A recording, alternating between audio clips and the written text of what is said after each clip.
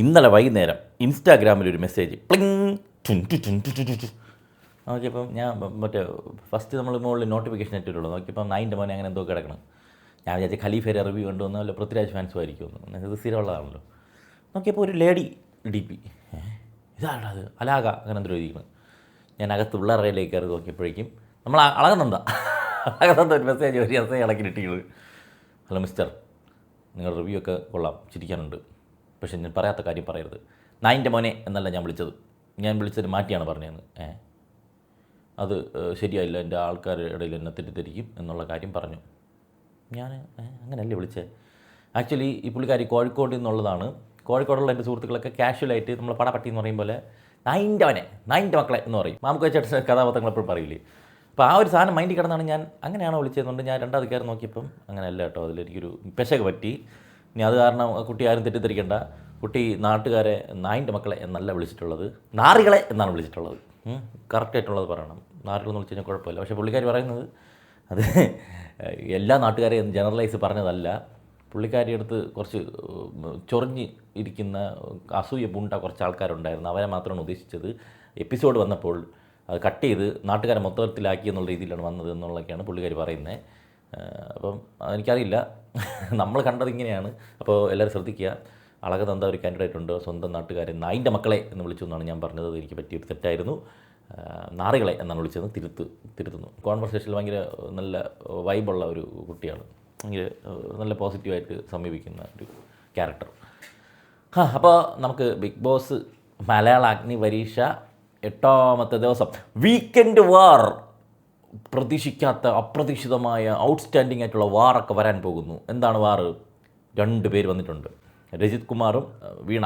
രജിത് ഏട്ടൻ ഇവർ 2 പേരും വന്നിട്ട് എന്താണ് ചെയ്തത് അവിടെ? എന്താ ഗെയിം മാറ്റിമറിക്കാൻ കെൽപ്പുള്ള സ്പെഷ്യൽ പവർ ഒക്കെ ഉണ്ടെന്നാണ് പറഞ്ഞത്.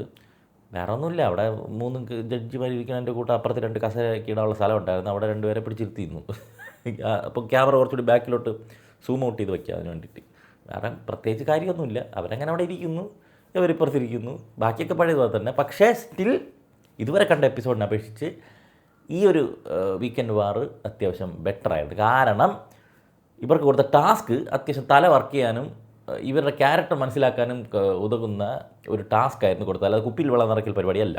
2 ഇവരുടെ ഡിബേറ്റും അത്യാവശ്യം കൊള്ളായിരുന്നു. കാരണം ഈ ഇങ്ങനെ ഫിൽട്ടർ ചെയ്ത് വരുമ്പോഴേക്കും അത് തിളക്കമുള്ള തങ്കം പൊങ്ങി വരുമെന്ന് പറയും പോലെ കുറച്ച് പേരുടെ കാലിബർ കാണാൻ പറ്റിയ ഒരു ദിവസം. കുഴപ്പമില്ലാത്തൊരു എപ്പിസോഡായിരുന്നു. കമ്പാരിറ്റീവ്ലി അതേഴ്സ് എന്ന് പറഞ്ഞാൽ ലോകോത്തര സാധനമൊന്നുമല്ല, ഇതുവരെ കണ്ടുവന്ന പദങ്ങളെ അപേക്ഷിച്ച് കുറച്ച് ബെറ്ററായിരുന്നു എന്നാണ് എനിക്ക് തോന്നിയത്. ആദ്യം മാസ്ക് ഓഫാണ്. ഇപ്പോൾ ഒരു ചടങ്ങുണ്ടല്ലോ, ആദ്യം ഈശ്വര പ്രാർത്ഥന. അതുപോലെ ആദ്യം ഈശ്വര പ്രാർത്ഥനയ്ക്ക് വരെ ഇതിനകത്ത് മാസ്ക് ഓഫാണ്. വന്ന് നിന്നിട്ട് എന്തെങ്കിലുമൊക്കെ പറയണം. പൂജ, വീട്ടമ്മയെക്കുറിച്ച് പറയാനാണെങ്കിൽ ഞാനൊരു വീട്ടമ്മയാണ്. 15 വർഷമായിട്ട് വീട്ടമ്മയാണ്. വീട്ടമ്മയാവുന്നതിന് മുമ്പേ ഞാൻ അടിപൊളിയായിരുന്നു, പാട്ട് പാടുമായിരുന്നു, എഴുതുമായിരുന്നു, പടം വരയ്ക്ക് എന്തൊക്കെ ചെയ്യുമായിരുന്നു. കഴിഞ്ഞതിന് ശേഷം ഒന്നും ചെയ്തില്ല. എന്തുകൊണ്ട് ഞാൻ അങ്ങനെ ചെയ്തില്ല എന്ന് പറഞ്ഞ എത്രയ്ക്കോ പറഞ്ഞു. എനിക്കൊന്നും മനസ്സിലായില്ല. ഒരു രഞ്ജിനി അഡ്രസ് കണ്ടോ, അതാണ് ഞാൻ ആവാത്തത്. അവരെന്തോ പറഞ്ഞുകൊണ്ട് പോയി. ഷിജുലാൽ, എൻ്റെ നാട്, ഷിജുലാലിൻ്റെ നാടിനെക്കുറിച്ച് ഷിജുലാൽ പറയുന്നുണ്ട്. ഓർമ്മയില്ല. എൽദോ വരുന്നു. എൽദോ രാഷ്ട്രീയക്കാരുടെ ഭാഷയിൽ അത് സുതസിദ്ധമായ സ്റ്റൈലിൽ പറഞ്ഞിട്ട് പോകുന്നുണ്ട്. എന്തിനാണെന്ന് എനിക്ക് ഓർമ്മയില്ല. താഷി വരുന്നു. താഷി കിട്ടിയത് സ്വാർത്ഥത. താഷിയെ ഏതൊരു പെണ്ണ് തേച്ചിട്ട് ഹോളണ്ടിൽ എവിടെ പോയതിനു ശേഷം അവളവിടെ ആക്സിഡൻറ്റ് പെട്ട് മരിച്ചു എന്നാണ് താഷിയോട് പറഞ്ഞിരിക്കുന്നത്. അപ്പോൾ താഷി ഇത് വിശ്വസിച്ചിരുന്നപ്പോഴേ പിന്നെയാണ് മനസ്സിലായത് അവൾ മരിച്ചത്തില്ല, ഇവനെ തേച്ചതാണെന്ന്. ഇതൊരു സിനിമയാണ്. അതിനുശേഷം ഞാൻ സെൽഫിഷായി. I am the selfish man of the world. അപ്പം നിങ്ങൾ ചതിക്കുമോ? ബാക്കിയുള്ളവർ ചതിക്കുമോ നിങ്ങളുടെ ആവശ്യത്തിന് വേണ്ടി? യെസ്, ഓഫ് കോഴ്സ് ഞാൻ ചതിക്കും. ഞാനൊരു ചതിയനാണ് എന്ന് പുള്ളി എന്നെ പറഞ്ഞിട്ടുണ്ട്. പുള്ളി അങ്ങനെ ഒരു സ്വയം ഒരു മകുടം എടുത്ത് തലയിൽ വെച്ചിട്ടാണ് ബിഗ് ബോസിലോട്ട് പോകുന്നത്. അപ്പോൾ ആൾക്കാർ ഇനി എന്തിനാവുമെന്ന് നോക്കി കണ്ടുമൊക്കെ ചെയ്യുക. ഇന്ന് ടീമൊന്നും തിരിച്ചില്ല. ടീം ഗെയിമല്ല, അല്ലാത്തൊരു ഗെയിമാണ് കൊടുത്തിരിക്കുന്നത്. വളരെ ഉപകാരം. അല്ലെങ്കിൽ മറ്റേ ഇതും കൊണ്ടുവരും, ഗോലി എല്ലാം കൊണ്ടുവന്നിട്ട് തലയിലൊട്ടെറിഞ്ഞിട്ട് തലയിൽ വീഴാത്ത ആൾക്കാർക്ക് ഒരു ടീം, തലയിൽ വീണ് മറ്റേ മുഴ വന്നവരൊരു ടീം എന്നൊക്കെ പറഞ്ഞുകൊണ്ടൊക്കെ മാറ്റുമായിരുന്നു. ആ ഒരു അപരാധം കാണാൻ പറ്റിയില്ല. ടാസ്ക് എന്ന് പറയുന്നത് രസമുള്ളൊരു ടാസ്ക് ആയിരുന്നു. 2-3 നിൽക്കാനുള്ള പ്ലേസസ് കൊടുത്തിട്ടുണ്ട്. അവിടെ ലിമിറ്റഡ് ആൾക്കാർക്ക് മാത്രമേ നിൽക്കാൻ പറ്റുള്ളൂ. ഒരു നമ്പർ കാണും. ആ നമ്പർ വെച്ചിട്ട് ഗ്രൂപ്പായിട്ട് നിൽക്കണം. ഈ നമ്പർ വരാത്ത കളത്തിൽ ആരെങ്കിലും നിൽക്കുകയാണെങ്കിൽ, അതായത് 3 പേരെ വെച്ചിട്ടുള്ള ഗ്രൂപ്പാണ് ഉണ്ടാവേണ്ടെങ്കിൽ ഒരു കളത്തിൽ 3 പേരെ പാടുള്ളൂ. അതില്ലാതെ ആരെങ്കിലുമൊക്കെ പുറത്ത് സ്ഥലം കിട്ടാതെ വരികയാണെങ്കിൽ അവർ പുറത്താവും, ഔട്ട് ഹൗസിലേക്ക് പോകും. ഇതിൽ ബാക്കിയുള്ളവരെ കൺവിൻസ് ചെയ്ത് കയറ്റാം, ടീമായിട്ട് തിരഞ്ഞെടുത്ത് ഒരാളെ പുറത്താക്കാം, ഇതൊക്കെ ചെയ്യാം. ഫിസിക്കലി പിടിച്ച് തള്ളാനോ അങ്ങനെ അതല്ല പരിപാടി. ഇപ്പോൾ രാകേഷ് ആദ്യമേ വന്നിരുന്നിട്ട് ഫിസിക്കലി തള്ളുന്നു, കിടക്കുന്നു, ഇങ്ങനത്തെ പരിപാടിയൊക്കെ ആയിരുന്നു. അല്ലാതെ ഈ മൈൻഡ് ഗെയിം അപ്ലൈ ചെയ്യാനുള്ള പരിപാടി കഴിവ് പുള്ളിക്കില്ല അതെനിക്ക് തോന്നുന്നു. ഇതുപോലെ ഫിസിക്കലി വല്ലതൊക്കെ എൻ്റർടൈൻമെൻറ്റ് പരിപാടിയാണെങ്കിൽ കാണിക്കുന്നത്. ഇപ്പോൾ ടാസ്ക് തുടങ്ങി, അവിടെ അടി തുടങ്ങി. അപ്പോൾ ആദ്യം എൽദോയെ കൺവിൻസ് ചെയ്തിട്ട് പ്രവീൺ അതിലകത്ത് കയറുന്നുണ്ട്. പ്രവീൺ കൺവിൻസിങ് സ്റ്റാറായി. എൽദോയ്ക്ക് മറ്റേ പെൻഡൻ്റ് ഉണ്ട്, അവിടെ പുറത്ത് പോയിരിക്കാൻ പറഞ്ഞു. അടുത്ത റൗണ്ട് എൽദോയും ഷാമോനും പുറത്തായി. ഈ കൺവിൻസ് ചെയ്ത് പോയിട്ട് അവനെ തന്നെ വേറെ ആരോ കൺവിൻസ് ചെയ്തിട്ട് പുറത്തായി. ഷാമോനും പുറത്തായി. അടുത്ത 5 പേര് നിൽക്കാൻ വേണ്ടിയിട്ടുള്ള റൗണ്ടാണ് അടുത്ത് വരുന്നത്. അവിടെ അടി. അവിടെ പ്രവീണും താഷിയും ശ്യാമും ഔട്ടായി. അടുത്ത 6 പേര് നിൽക്കാനുള്ള റൗണ്ട്. അതിൽ പുറത്തായത് പാർവതി, പൂജ, അമൃത, ഒരു 3 ഔട്ടായി. ഇതിൽ ഷിബിനേരെ ഒരു ഗെയിം കാണാറുണ്ട്. ഷിബിൻ പോയി കൺവിൻസ് ചെയ്ത് ഓരോന്നും പറഞ്ഞ് അവിടെ നലച്ചിലച്ച് ഈ അലപ്പ് സഹിക്കാൻ വയ്യാതെ പുല്ല് പോട്ടെന്നുകൊണ്ട് കുറേ പേര് ഇട്ടിട്ട് പോയിട്ടുണ്ട്. കുറച്ച് പേര് പൂജയും ഷിബിനെയും കൂടി അപ്പുറത്ത് ചാടി അവിടെ ആൾക്കാരെ വലിച്ച് കയറ്റിയിട്ട് ഇപ്പുറത്ത് ആൾക്കാർ കുറവുള്ളതായിട്ട് കാണിച്ച് ഇവരെ പുറത്താക്കി. അങ്ങനത്തെ ക്രിയേറ്റീവ് പരിപാടിയൊക്കെ അവിടെ നടക്കുന്നുണ്ട്. ഇപ്പോൾ പാർവതിക്ക് പുറത്തായാലും കലിപ്പ്. പാർവതി പറഞ്ഞത് ഷിബിന അളക് നന്ദൊക്കെ ഉള്ള എല്ലാ വേസ്റ്റ് കണ്ടസ്റ്റൻസ് ആണെന്നാണ് പറഞ്ഞത്. ഒരു ഉപകാരമില്ലാത്ത പാഴുകൾ ആരൊക്കെയാണെന്ന് രഞ്ജിനി ഹരിദാസ് എടുത്ത് ചോദിച്ചപ്പോഴാണ് ഉള്ളത് പറഞ്ഞത്. പിന്നെ 11 പേർക്ക് നിൽക്കണം. അപ്പോൾ ഷിബിന പുറത്തായിട്ട് സ്ഥലമില്ല. 15 പേരാകുമ്പോൾ പുള്ളി ഒക്കുപ്പോഴായി. ഇവർക്ക് ഒരു കാലം കണ്ട് വയ്ക്കാതെ ഒരു കാലം വെച്ചിട്ട് മറ്റേ ദമയത്ത് നിൽക്കുമ്പോൾ ഇങ്ങനെ നിൽക്കില്ല ഷിബിന എന്നിട്ട് പറഞ്ഞു ഇത്രയും പേരെ കിടന്ന് പുറത്താക്കി അവിടെ കിടന്ന് അലമ്പക്കായിട്ട് ഷിബിന ചോദിക്കണം, എന്നെ അകത്ത് കയറ്റണമെന്ന് നിങ്ങൾക്ക് ആഗ്രഹമില്ലേ? ഞാനിതിൽ കയറണമെങ്കിൽ ഒരാളെ ഔട്ടാക്കണം നിങ്ങളെല്ലാവരും കൂടി. അപ്പോൾ ആൾക്കാർ നീ കയറാൻ നമുക്കെന്തരി, നീ പുറത്ത് നിന്ന് എന്തരി കയറി എന്തരി, നീ വേണേ ഇപ്പം തുപ്പി വിട്ട് കേട്ടാ. പിന്നെ അവന്മാർക്ക് അത്യാവശ്യമല്ലേ എവളെ പിടിച്ച് അകത്ത് കയറ്റായി. മറ്റേ ഇന്നസെൻ്റ് ഏട്ടായി ഈ സിനിമയിൽ പറയും പോലെ റാംജി റാവുല്. പിന്നെ അതിൻ്റെയൊക്കെ മലം പരിശോധിക്കൽ എൻ്റെ പടി. എങ്ങനെയെങ്കിലും അവിടെ അള്ളിപ്പിടിച്ചിരിക്കുകയാണ് ഓരോന്നെങ്കിലും അട്ട ചുരുണ്ട് കിടക്കും പോലെ. അതിൻ്റെ ഇടയ്ക്ക് ഇവളെ കൂടി പിടിച്ച് കയറ്റായി. എന്നിട്ട് വേറൊരാളെ പുറത്താക്കുക. ഇവൾ മാക്സിമം നോക്കിയിട്ട് നടക്കുന്നില്ല. ഷിബിനെ കൺവിൻസിങ് പനിനീർ നിലാവിൻ പൂമഴ തുടർന്നുകൊണ്ടിരിക്കുകയാണ്. ഷിബിനെ ഒരു കാലം അകത്തിക്കുന്നുണ്ട്, ഒരു കാലം എയറിലുമാണ്. അപ്പോൾ പിന്നെ രഞ്ജിനി പാവം ഒരു ചാൻസ് കൊടുക്കാം, കാല് പുറത്ത് വന്നില്ലല്ലോ. അപ്പം എല്ലാവർക്കും കൂടി കൺവിൻസ് ചെയ്ത് ഒരാളെ പുറത്താക്കാൻ പറഞ്ഞു. അപ്പം നോക്കിയിട്ട് നടക്കില്ല. അപ്പം അകത്തുള്ളൊരു വോട്ടിടാൻ പറഞ്ഞപ്പോഴേക്കും കുറച്ച് പേര് കൈവക്കി, കുറച്ച് പേര് കൈവക്കിയില്ല, അങ്ങനെയൊക്കെ. അപ്പോൾ ജഡ്ജ് വരെ നോക്കി ഒരാൾ പുറത്താക്കിയെന്ന് വിളിച്ച് പറഞ്ഞു. അപ്പം എത്ര പേരുണ്ടെന്ന് ചോദിച്ചപ്പോഴേക്കും കൈവക്കിയപ്പോൾ മെജോറിറ്റി കൈവക്കില്ല. മെജോറിറ്റി കൈവക്കാതാണ് നിങ്ങൾ വിളിച്ച് പറയുന്നത്. നിങ്ങളെന്താ തോന്നിയ ദിവസം കാണിക്കണമെന്നുണ്ട് രഞ്ജിനി വീണ്ടും പിടിച്ച് തുപ്പി വിട്ടു. അതിൽ ഷിബിന നീ ഒരു കാലം അല്ലോ അകത്തുള്ളൂ, അപ്പോൾ നീ പുറത്തു പോകും. ഞാൻ ഷിബിനെ പറഞ്ഞു വിടുന്നുണ്ട്. ഇൻഫിനിറ്റി കിട്ടിയ 2 പേരെ ആ ഒരു ഔട്ട് ഹൗസ് ടീമിൽ കിടക്കുന്ന എൽദോയെയും മറ്റാര് ഷാമോനെയും സേവ് ചെയ്ത് സേഫ് സോണിലോട്ട് ആക്കുന്നുണ്ട്. ജഡ്ജിമാർക്ക് കിട്ടിയ പവർ എന്താണ്? ആ പവർ സാധാരണ ഇവിടുത്തെ ജഡ്ജിമാർ അവരൊക്കെ ചെയ്യണ കാര്യമാണ്.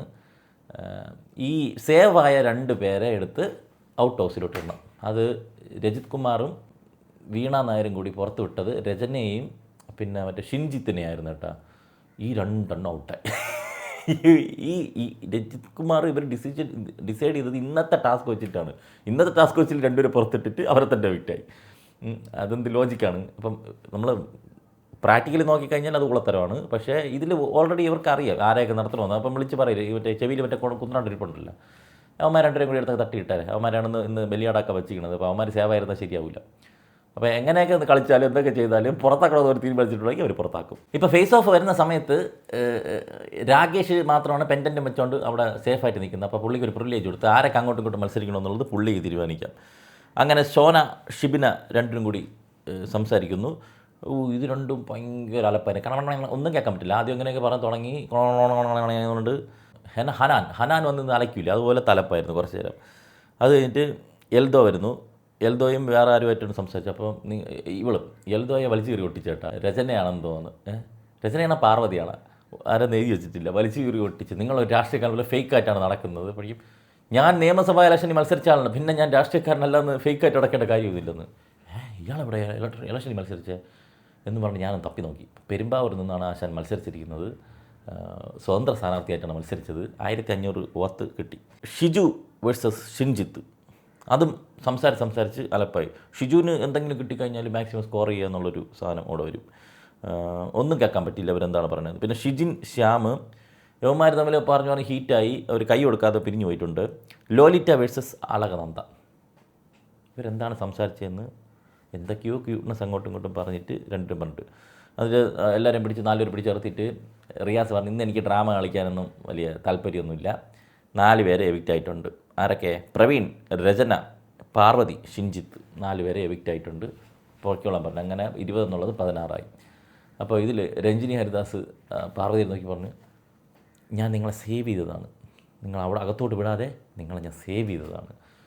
അതായത് നിങ്ങളൊരു അപകടത്തിലേക്ക് വിടാതെ ഞാൻ സേവ് ചെയ്തത്. അപ്പോൾ ബാക്കിയുള്ളവരെ എന്തൊരു അപകടത്തിലേക്ക് തള്ളിവിട്ടതാണ് മനസ്സിലാവില്ല. ഇവരെ ക്യാരക്ടർ വെച്ചിട്ട് അവിടെ പറ്റില്ല എന്നുള്ളതുകൊണ്ടാണോ? അത് അവർ ഇങ്ങനെ മോശം ക്യാരക്ടർ ഉള്ളവർ മാത്രമേ അപ്പം ബിഗ് ബോസ് കയറി പോകുമെന്നുള്ളൊരു വിദ്യാധാരണ ഉണ്ടോ?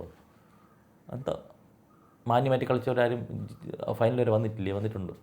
എൻ്റർടൈൻമെൻറ്റ് ഉണ്ടെങ്കിൽ അത് മതി, അല്ലാതെ മറ്റേ അടി ബഹളമൊന്നും വേണമെന്നുള്ളത് നമുക്ക് നിർബന്ധമൊന്നുമില്ല. അതൊക്കെ നിങ്ങൾ വെറുതെ നിങ്ങളൊരു ഇതുണ്ടാക്കിയിട്ട് അത് ആൾക്കാരുടെ മുമ്പിൽ അടിച്ചേൽപ്പിക്കും പോലെയാണ് ഈ പറയണത്.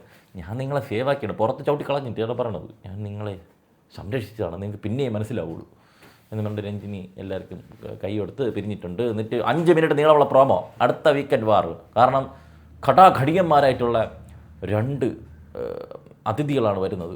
ആ അതിഥികളെ കാണാൻ വേണ്ടി നമ്മൾ കേരളം കാത്തിരിക്കുകയാണ്. അതുകൊണ്ട് 5 മിനിറ്റ് പ്രൊമോ അവർ വരുന്നുള്ള ഹൈപ്പൊക്കെ കൊടുത്ത്. ആരൊക്കെയാണ്? സെറീന കൂടെ നാദിറ, ഇവർ 2 വരികയാണ്. പിന്നെ ബാക്കിയൊക്കെ ഇത് തന്നെ. അപ്പോൾ ഇതാണ്. ഇപ്പോൾ എല്ലാ ശനിയും ഞായറും ഇതുപോലെ 2 പേരെ വെച്ച് കൊണ്ടുവരുമായിരിക്കും. അങ്ങനെയാണ്. എന്തായാലും മുമ്പത്തേനെ അപേക്ഷിച്ച് കുറച്ചുകൂടി ബെറ്ററാണ്. ഇനി അങ്ങോട്ട് പോകുമ്പം എണ്ണം കുറഞ്ഞ് വരുമ്പോഴേക്കും കളി കുറച്ചുകൂടി നന്നായിട്ട് പോകുമെന്നൊരു പ്രതീക്ഷയുണ്ട്. ഇതൊക്കെ തന്നെയാണ് എൻ്റെ ഓണം.